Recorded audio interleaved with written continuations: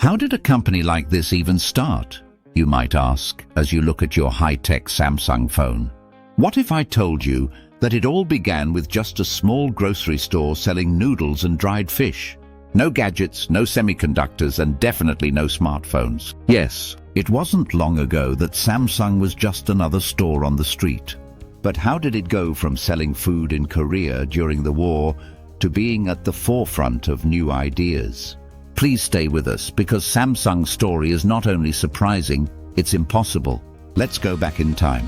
It's 1938. Japan has taken over Korea and things are about to go crazy around the world.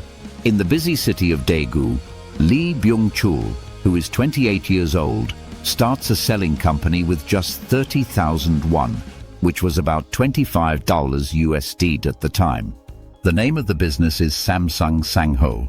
Samsung means 3 stars, which stands for greatness, power, and forever.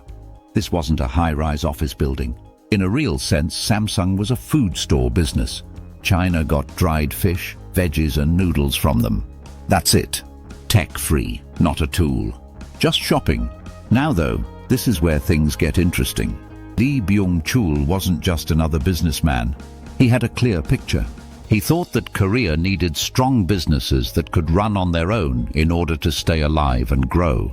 As war broke out around the world, he began to see chances in Korea's problems.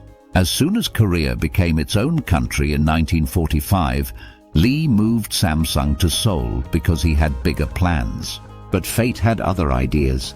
This happened in 1950 during the Korean War, and Samsung's main office was destroyed. A lot of people would have given up. Lee? He began again when he moved the business to Busan. The catch is that Lee didn't rebuild the same business. He changed. After World War II, Samsung grew into other industries, such as textiles, sugar, and even insurance. Yes, Samsung used to be Korea's biggest life insurance company.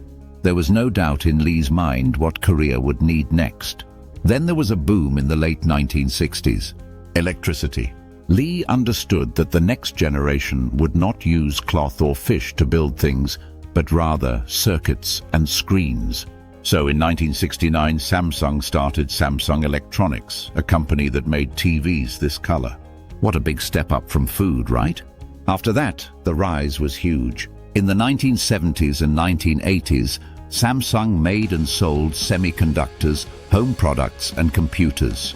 By the 1990s, they weren't just following tech trends around the world, they were making them. When smartphones became popular in the 2000s, Samsung didn't just jump in. They competed with Apple and won, taking over global markets and becoming a well-known name in technology. So what should we learn from this crazy change? Samsung's story isn't just about making money. It's all about ideas.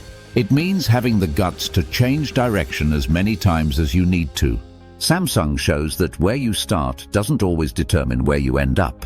It went from a food store in Daegu to one of the biggest tech companies in the world. And maybe that's the lesson. You don't need a perfect start to be great. It only takes a few bags of noodles sometimes. And the hope that you're making something bigger.